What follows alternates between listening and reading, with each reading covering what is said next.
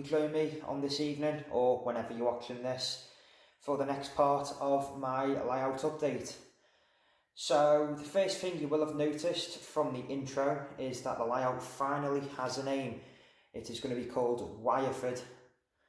The reason for the name is just purely to do with the local area and where I live, combined with just a generic British town name, I guess. Finding a name that suited me was pretty hard. I didn't want to use the name Bala again because that was my old layout, and I think that should just be left in the past now. So after a while I've come up with that. So let me know if you think it's a good idea, if you know any better names. Yeah, it's something that I'm not the best at figuring out.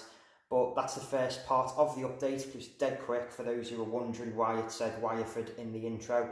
That is the name I've gone for the layout. Taking a look now at the scenic side of the layout, since the last update, you will have noticed that there is a back scene up, and this has all been fixed and is finished. So yeah, it's literally not a lot's happened other than screwing the top boards in, getting the back scene on. However, when we turn around, we also have the back scene, which has been fitted for the town area, town scene, and the first of the sides is in. That's just gone in today. So we'll just talk about this briefly, what I've done here, what we've done here, because for those who don't know, it's not just me doing this. My friend Key's been giving me loads of help. So this side here is 3 foot wide, and it is the widest point of the layout currently, just so we can have more relaxed curves, as I said in the previous video. So this is all sorted. The back scene is higher here and then drops. That is just so we have ample back scene for the town scene. We didn't want to have buildings and whatever in the town scene which is raised, and the buildings themselves be sticking above the back scene. It just wouldn't look right, I guess. So that's what we've gone for here. The only thing that needs to happen for this board now is, of course, the next back scene, which will be done at a later date. That's purely just getting another piece of 9mm ply from there across, and then cutting the holes in it for the tracks to go through into the fiddle yard. This hasn't changed at all, other than we've got some offcuts of wood up there. This was the first part that was done, and since the last video, nothing's happened with it. Thought a few people may be interested in how we built these baseboards.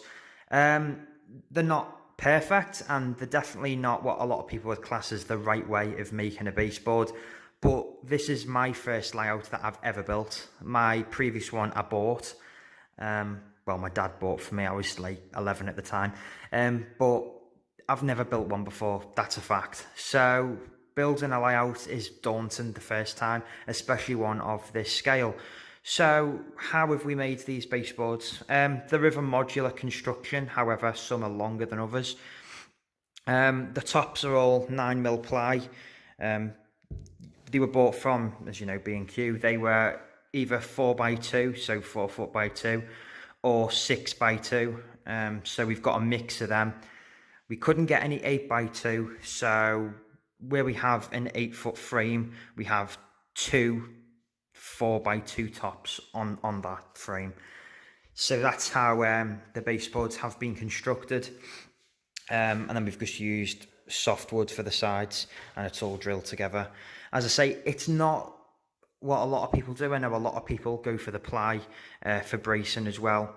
We haven't gone for that, just purely because of the size of the layout, and due to the fact that we got robbed getting the layout converted, well, getting the garage converted.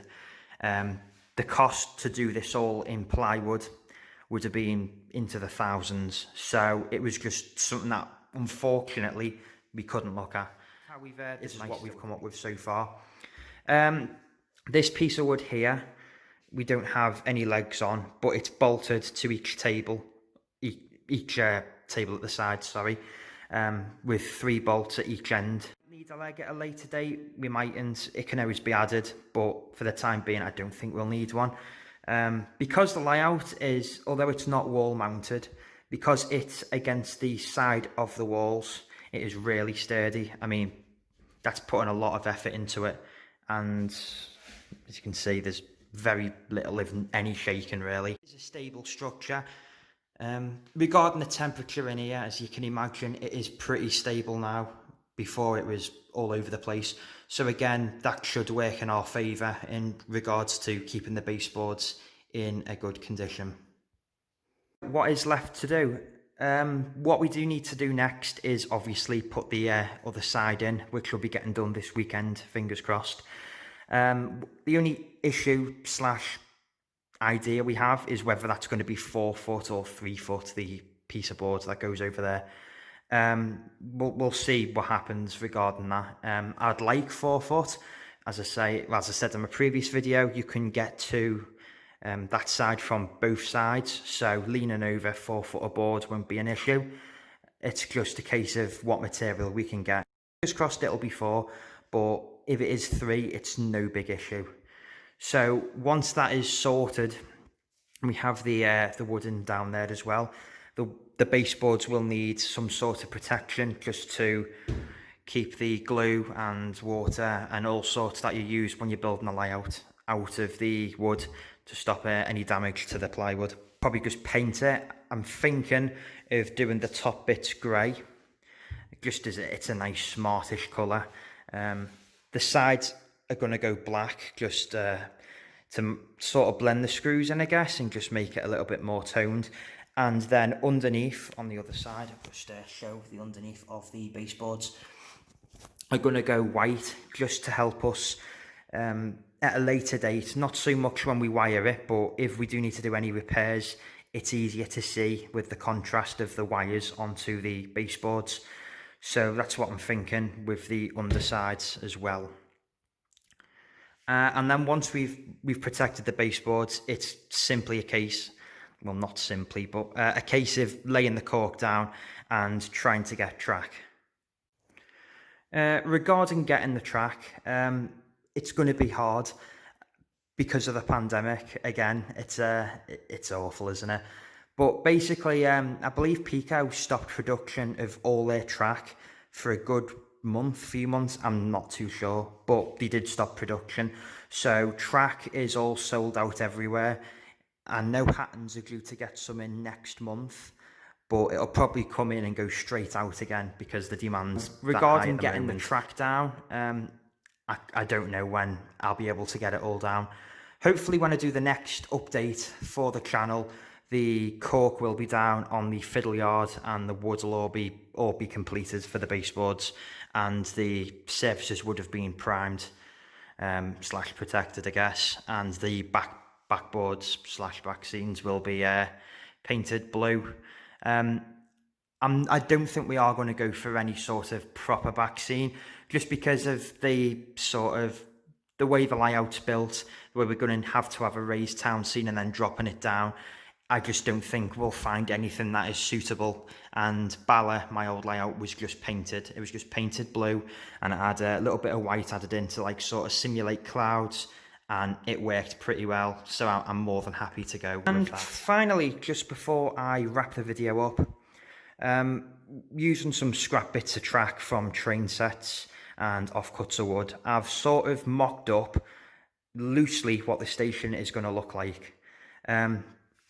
The only question or sort of idea I'm having is whether it is worth having the town scene come a little bit further forward, because the tracks are going to literally need to curve as soon as basically the sideboard comes in. And I don't want the idea that trains, as soon as they go out of shot, you can see them turning. So I'm thinking if this is brought out just even half a foot, I guess, to a foot, just to give us a little bit more of the station going into the town scene before it sort of turns and goes into the fiddle yard. Although I've described that awful, so I do apologise again for that. But yeah, you can sort of see where I'm coming from. I just don't want the trains to be obvious that they're going under the town scene and turning. The idea is going to be that this is like a raised area. The trains on scene go straight down there and continue on to Glasgow, Manchester, Liverpool, Birmingham, etc. And then this way goes down to London, Euston. So although the tracks will indeed curve and go back into the fiddler yard, I want to create the illusion that the trains and tracks just go straight on and off scene. So I'm toying with that idea. The town scene is going to be extended anyway to here, to the end of where the back scene is. It was originally going to end here, and the back scene was going to come up to here too. But I just want a little bit more of a town scene as well. I don't want the area to just feel like it's just a train set, basically, and all there is trains and tracks and no sort of community or life around the railway. It's just tracks. So if by having the extended town scene, it just creates a little bit more immersion that it is a town. It's not just a conveniently placed piece of wood with a few houses on just to make things seem a little bit neater. I do want to make it believable. So having that go right across should give me enough space to create like an office block, a car park, a few houses. I'm even thinking of getting one of the McDonald's model kits. I think the HO, but we'll see. And having like a car meet, although it sounds awful, having like a car meet in the car park. I know that I used to go to car meets a lot when I first passed my driving test. So it'd be really nice to get something like that on the layout down here. But yeah, so looking closely at the station layout, I said before, we're going to have 4 running tracks. So that's these here. This here is going to be for Thunderbirds to park up on. So 57s, any other old crap the companies decide to just dump there. This is going to be a bay platform, which should accommodate 6 coaches. Although if we do extend it and have that coming offset as well and coming around, you might be even able to get a Pendolino terminating at the station. So that's something that we'll see where that goes. But I would really like to have the ability of having intercity services terminate here. With the town scene being bigger, I do want to create the illusion that this isn't just a really small village or town, but more of like a larger town / going into a city. So as well as having stopping intercity services and through trains, there also is the ability for maybe a Pendolino to terminate here every so often. So we'll see where this one goes. This is just going to be a siding for stock to stable on. Wherever that comes, wherever that goes, I'm not too sure. But I do want a siding as well there, just so units can be parked up between duties. The platforms are going to continue right the way down to where I've just wrote it there, basically. That's going to be where the platforms will terminate, and you should be able to fit 6 coaches on scene, and then the rest would be off scene. So it's a fairly decent sized station without being too big, and we're going to have here either a ring road or a motorway bridge just to break it up a little bit. So they're just the early ideas of where I'm at with this. I couldn't tell you what's going to happen down here other than I want a depot going onto the side bit. Other than that, I don't know. I'll just see where it takes me. It's going to be a long project, I do know that, but it's something I'm really enjoying. So yeah, see where it goes. And just to wrap this video up, I hope you've enjoyed the video first and foremost. I have tried to put a little bit more effort into the videos. I haven't done a lot of talking on the camera for a while anyway, so I'm a little bit rusty still, so please bear with me. I will try to get better, and I do know with my accent I do speak fairly quickly, so again, I'll try to improve over time, but you'll just have to bear with me for the time being. Regarding the last video, I had some great comments, great feedback from everyone. It was really nice to see the support, especially with what's gone on with the conversion. Yeah, there's some awful people out there who take pride in ripping people off, I guess. But the community's fantastic with the comments I've had. I'm glad people are enjoying it, and as soon as I get more work done in here, of course I'll make more videos. Where I'm hoping for this channel to go from now onwards is to just become a little bit more detailed in terms of the updates for the layout. And once I get better camera equipment, this is just being recorded off my phone at the moment, but when I get a little tripod, a mini tripod and a camera, I'll try and do some more sort of how to do videos slash how I've done various things on the layout, how I've built this, how I've made that. But it is all early days, so I do ask people to bear with me. I'm not great at editing videos. As you can tell by my last video, I just made one big long video and plonked it on YouTube, and I didn't think it'd be as popular as it was.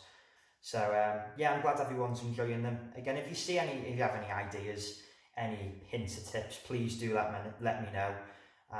Certainly new to all of this, and I'm just learning on the job. So yeah, that's it really. Thanks for your time, and hope you've enjoyed watching. Cheers.